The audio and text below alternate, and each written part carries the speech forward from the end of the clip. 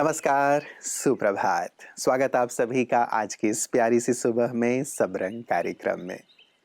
मित्रों, सारे दिन में हम बहुत सारे लोगों से मिलते हैं और लोगों की बातचीत करने के तरीके से समझ में आता है कि वो कितने समझदार हैं।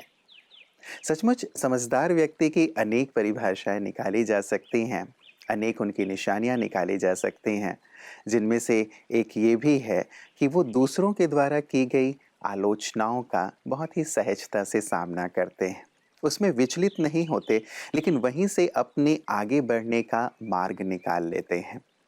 ये सत्य है कि हमें अप्रिशिएट करने वाले बहुत कम होते हैं, लेकिन हमारी टांग खींचने वाले, हमें पीछे गिराने की कोशिश करने वाले बहुत ज़्यादा लोग होते हैं।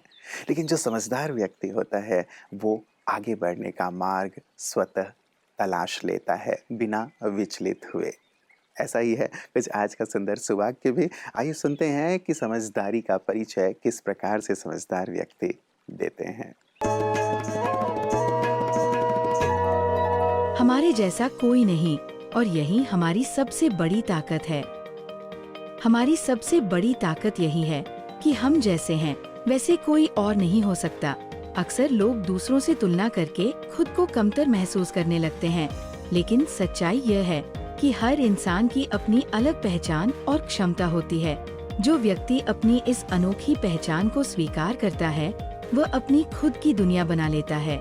इसलिए तो कहते हैं, दूसरों की नकल करने के बजाय अपनी खासियतों पर ध्यान देना ही असली सफलता की कुंजी है।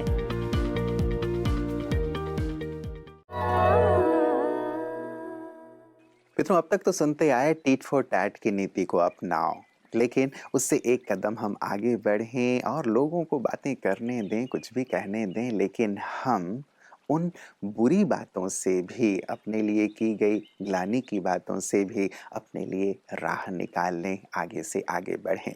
हाथी जब बाजार में चलता है तो बहुत सारे छोटे छोटे जीव, आप जानते हैं, उसके पीछे पड़ जाते हैं, लेकिन हाथी किसी के पीछे नहीं भागता, अपने गंतव्य की ओर चलता रहता है, लक्ष्य की ओर चलता रहता है।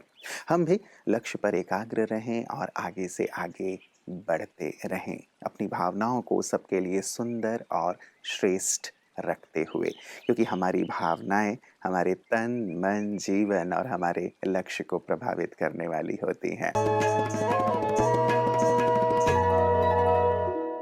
ओम शांति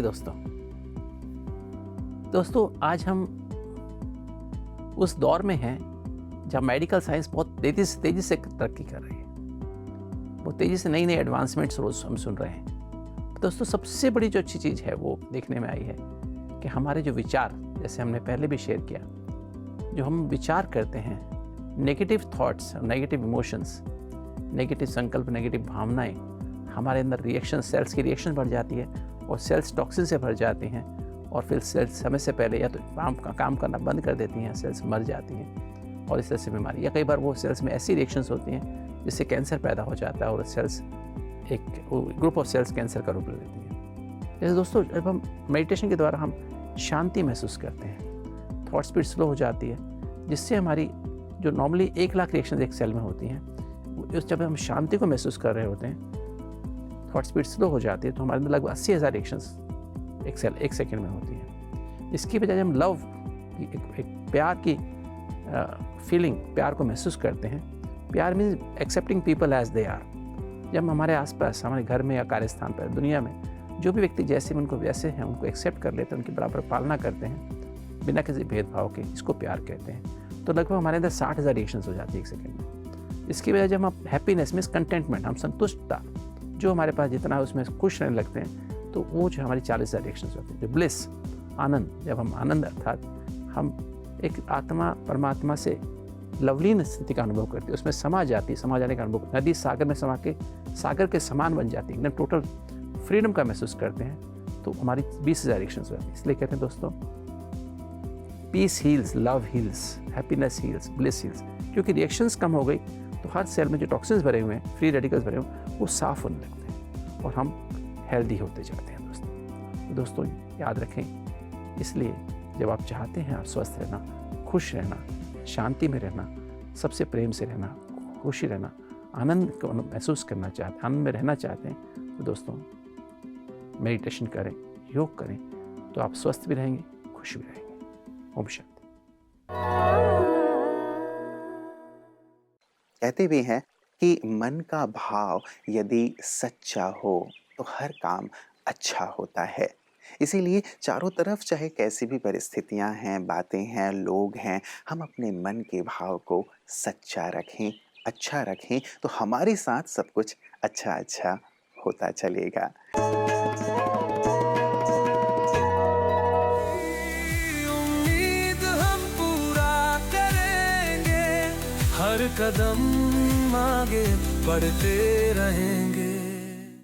दूसरी कंडीशन, आप कोई भी भाषा में उसको लिख सकते हैं, राइट। और तीसरा बहुत important, please avoid social service. इसका मतलब क्या है? एक दूसरे को नहीं दिखाना। हाँ, एक दूसरे को है ना, हेल्प अभी नहीं करना, right. All the best, good luck to you. First word is blood. Your time starts now. 30 seconds over. Yes, good. The second word is rain. Varsha. 30 seconds over. Done. Thank you, Satnam बहन, आप मुझे मदद कर रहे हैं। The third word is exams. Okay. क्योंकि हमारे बच्चे बड़े प्यारे मीठे बच्चे हैं, तो हम आपको आधा मिनट का और टाइम देते हैं। आपको कोई भी वाक्य कंप्लीट करना है तो आप जरूर कर सकते हो। आपके पास आधा मिनट का टाइम है। Okay, good. हिंदी में कितनों ने शब्द का प्रयोग किया? हाथ उठाएं। ओके, कितनों ने इसको इंग्लिश में लिखा? अच्छा, कितने बच्चों ने you wrote it in English? Good. कितनों ने गुजराती में लिखा? ओके। और किसी ने इसके अलावा कोई सा? अच्छा, आपने मराठी में लिखा। कितनों ने मलयालम में लिखा? अब आपने वही भाषा में लिखा जो भाषा आपका कंफर्टेबल है ना। Very good. अच्छा, अब हम देखते हैं कि ये भाषा हुई जो भाषा आपको सिखाई गई, लेकिन मन की भाषा खास कर वो है चित्र। ओके, अब हम देखते हैं कि जो क्लाउड्स की बात कर रहे हैं, हमारी मन की क्वालिटी डिपेंड करती है कि हम कौन सा वो चित्र बनाते हैं। ओके, पहला शब्द था ब्लड। अब आप बताइए बच्चों, ब्लड में आपने क्या क्या लिखा? अभी हम आपसे स्टार्ट करेंगे। बताइए। लोही આપણા શરીરમાં હોય છે। बच्चे, इसका मतलब क्या है? इन्होंने क्या बोला? Blood is present in our body। मतलब हमारा जो रक्त है वो हमारे शरीर में है। Very good. बच्चे, आपने क्या बोला? Blood my body। ब्लड हमारे शरीर में है। बाहर के उतार चढ़ावों को तो फिर भी व्यक्ति झेल लेता है, लेकिन यदि अंदर कोई कमजोरी है, कोई खामी है, वो बार बार उसे कचोटती रहती है, बार बार उसे अंदर ही अंदर हराती रहती है, जिसके कारण वो अंततः हार मान लेता है और कई बार कुछ गलत कदम भी उठा लेता है। कैसे अपने अंदर की कमज़ोरियों को दूर करें, क्योंकि इन कमज़ोरियों को दूर करने के लिए कोई और ऐसी दुकान, मॉल, बाज़ार में कोई ऐसे साधन तो हैं नहीं। कैसे अंदर की खामियों को हम दूर करें, यही आध्यात्म हमारी बहुत मदद करता है।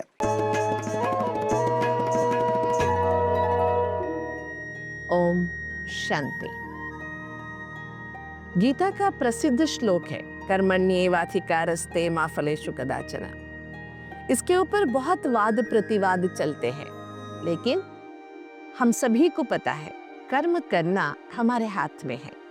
फलाफल के बारे में सोचना या उसका जजमेंट करना हमारे हाथ में नहीं है। इसलिए अच्छे सोच से, सुविचारों से परमात्मा को साथी बनाकर कर्म करते जाइए, क्योंकि कर्म का बीज तो संकल्प ही है।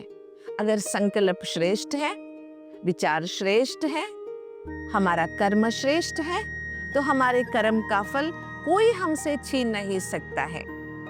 दुनिया में आपके किए हुए कर्मों का फल या पगार कोई छीन सकता है, लेकिन आत्मा के कर्मों का फल कोई दूसरा छीन नहीं सकता, क्योंकि हर आत्मा के अंदर अविनाशी संस्कार भर जाते हैं, जिसका हिसाब बखूबी मिलता ही है। इसलिए हमें अपने कर्म के फल पर ध्यान नहीं देना है। हमारा फोकस हमारे वर्तमान पर, हमारे कर्मों पर होना चाहिए। अगर वर्तमान श्रेष्ठ है तो इसका मतलब भविष्य तो श्रेष्ठ होना ही है, और वर्तमान श्रेष्ठ है इसका मतलब भूतकाल भी श्रेष्ठ था। इसलिए तीनों कालों को श्रेष्ठ करने का विधि परमात्मा बताते हैं वर्तमान पर, है ना।